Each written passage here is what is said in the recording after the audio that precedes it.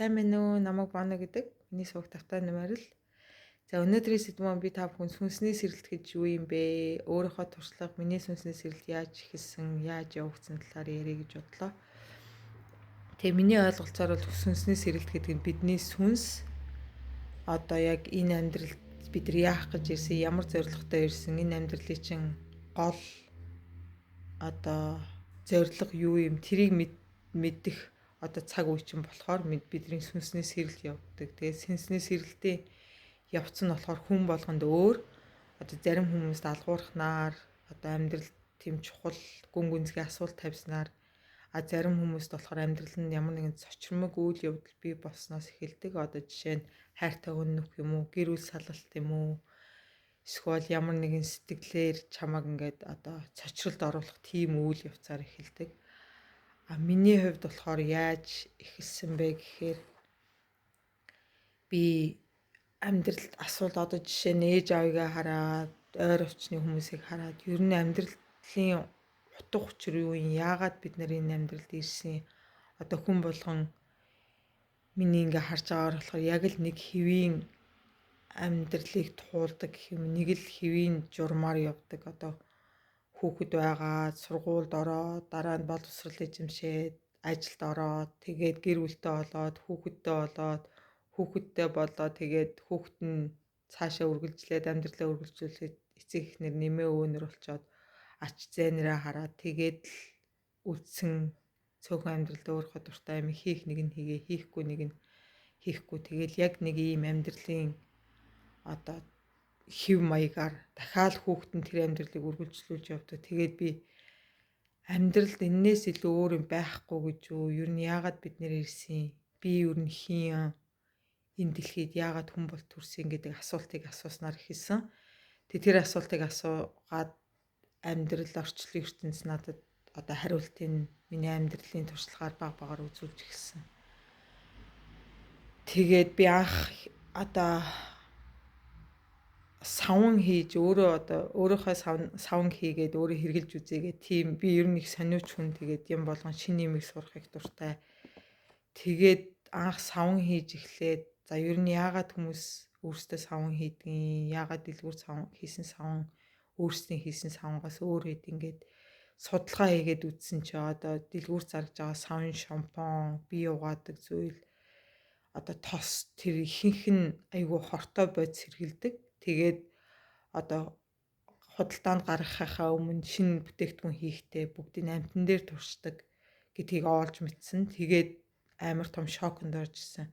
Тэнд одоо орсон зөндөө химийн бодиснууд савн хийгээд бол ердөө тос одоо оливын тос юм уу, коконатны тос юм уу, эсвэл одоо өөхөн тосоор хийгээд тэрний одоо тэр натрий гэдэг ургам бодистой холиод тэрний эцэс зөвхөн савн гэсэн тийм бүтээгдэхүүн гардаг. Гэтэл дэлгүүр зарж байгаа савнгууд, шампунууд болохоор бараг 20-30-аад орцтой. Ихэнх нь бид нар мэдэхгүй юу гэдгийг мэдэхгүй. Тэгээ би ухаад үзэхэд ихэнх нь одоо бензинээс гаргаж авдаг тийм бодисоор хийдэг. Тэгээд үнэр оруулагч, өнгө оруулагчуд нь бүгд дандаа химийн бодиснууд, байгалийн гаралтай юм ихэнх нь хэрэгэлдэггүй. Тэгээд тэрнээс олж маш их хор тавтар үүсдэг гэдгийг олж мэдсэн. Тэгээ гайхаад ямар сони. Тэгэд бас тэр бүтээгдэхүүнийг гаргахын өмнө амтан дээр туршдаг. Тэгээ амтан дээр туршихдаа одоо энэ савн нэг чийгшүүлэгч өгөн нийгэм үр дүнтэй цайруулгач гэдэг юм уу, одоо тэрийн турших биш.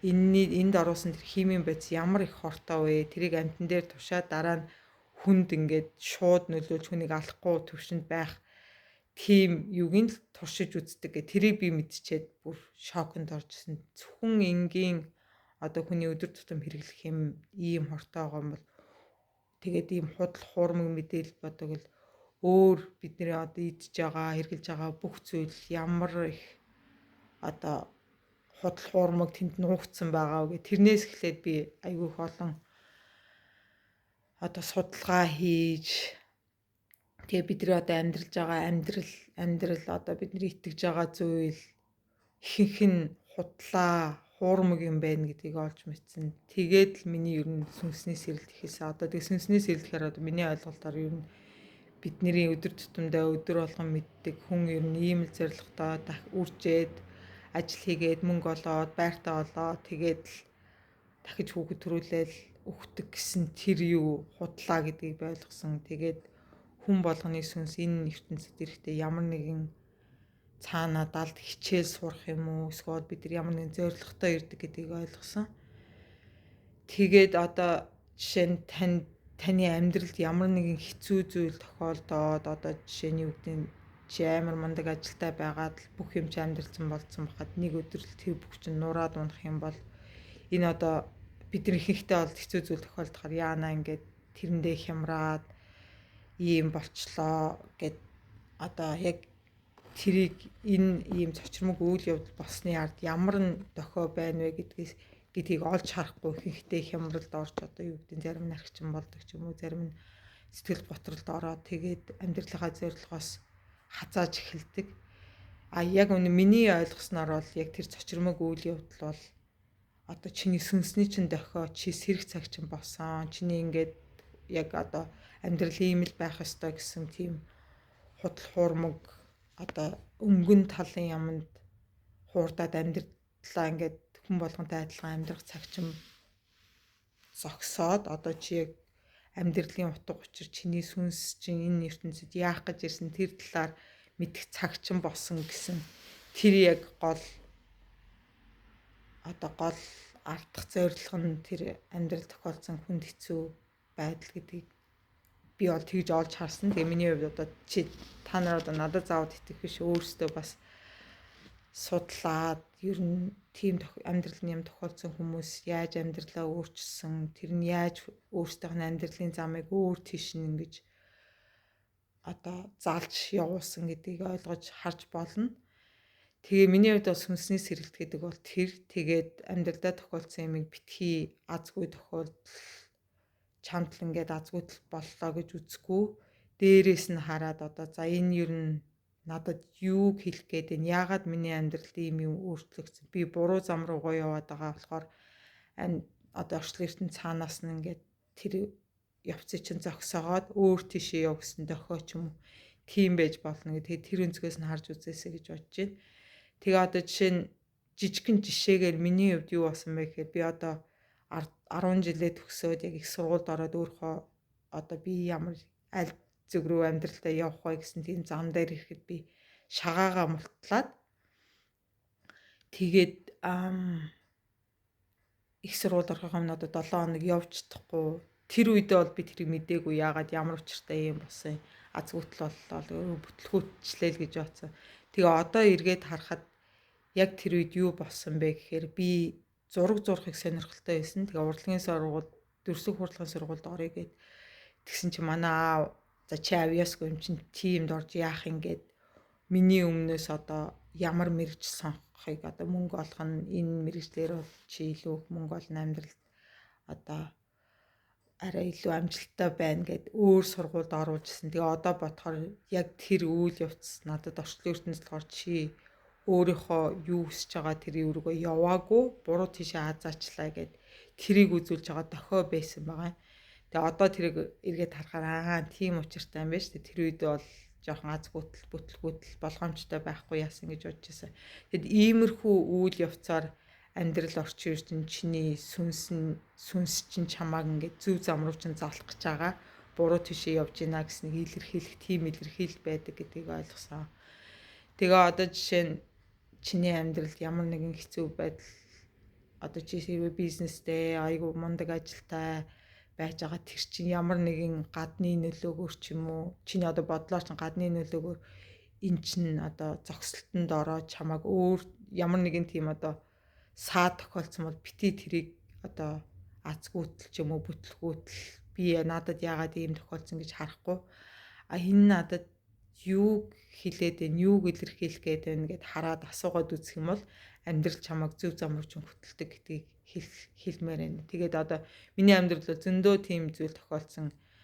Саяхан би одоо 11 жил байсан одоо харилцаа маань нуурж унаад ажилласаа гараад ажиллаа их ямар сонирхолтой одоо бос түнийнүүдээр харахаар мундаг гоё мэрэгчлээ өндөр цалин авдаг ирээдүйд одоо баталгаатай тийм ажил хийж байгаа Тэрийг ингээд дагаа явах ямар ч хүс сонирхол байхгүй. Тэгээ би бүх юмаа хаяад 3 жил одоо нүүдэлчин маягаар амьдарч үзсэн. Тэгээд тэр явцад одоо сэтгцийн үед бол амар хэцүү байсан. Яагаад гэвэл одоо ажиллаа, бүх мөнгөний баталгаа, тэр их мөнгө олдог ажиллаа хаяад, байртай байж агаад, суурин гоё амьдарч агаад тэрийгэ хаяад тэгээд хаашаа явах нь мэдгүй юу болох нь тодорхойгүй, ирээдүйд юу болох нь тодорхойгүй, зүгээр тэр харанхуй руу бүх юмаа баглж аваад нүүдэлчин маягаар амьдрахад эхний сар амар хэцүү байсан. Одоо ямар гээчин шийдвэр гаргах чи би зөв шийдвэр хийв.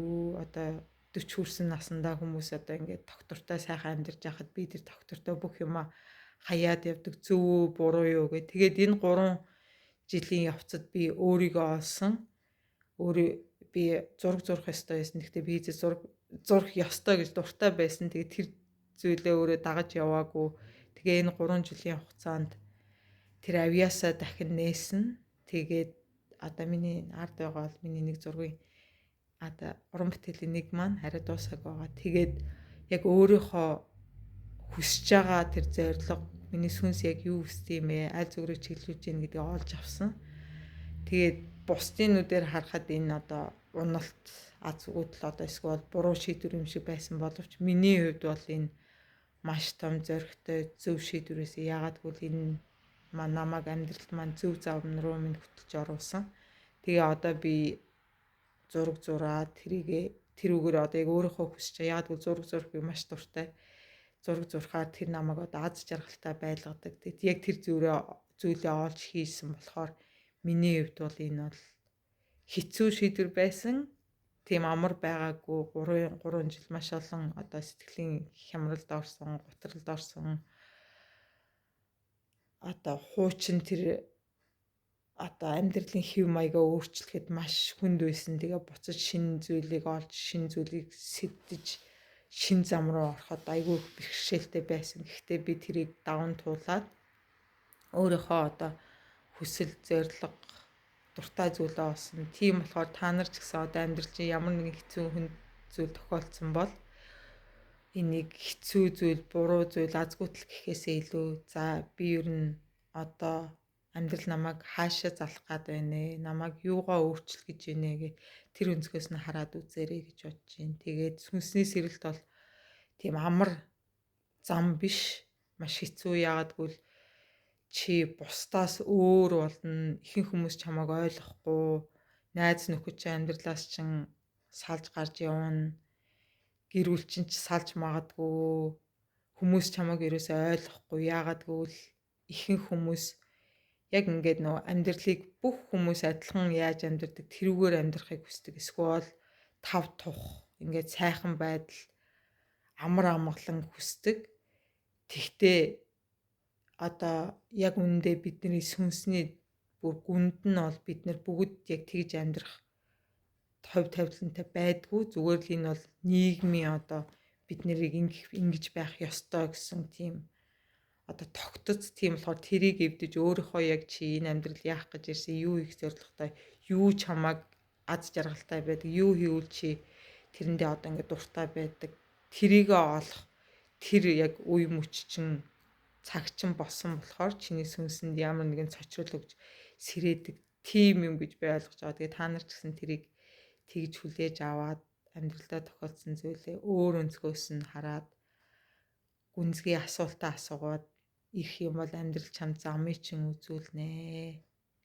Тэгээд хэцүү ч гэсэн их гоё. Хамгийн сүүлд нь чи яг өөрийнхөө хүссэн юмыг болохоор амьдрал ямар гоё одоо дүүрэн аз жаргалаар дүүрэн одоо чамд ямар их тийм зорьсондоо хүрэхэд тийм хүч чадал цаанаасаа гарч идэг. Яагаад гэвэл чи яг амьдралынхаа зорилтод зөв зам руугаа орж байгаа болохоор амьдрал чамайг шагнадаг, замыг чинь нээж өгдөг, үзүүлдэг, асуултанд чи хариулдаг. Тийм болохоор одоо чи сүнсний сэргэлтэндээ явж байгаа тэр зам чи амжилт хүсье. Битгий шантраарай. Хүмүүс чамайг ойлгохгүй байж болно. Гэхдээ энэ эцэст нь бол чи өөрийгөө ойлгон, чи өөрийнхөө замыг олноо. Тийм болохоор бүгдэнд нь амжилт хүсье. Тэгээ миний бичлэгийг үзсэнд баярлалаа. Дахиад дараа дахин уулзнаа.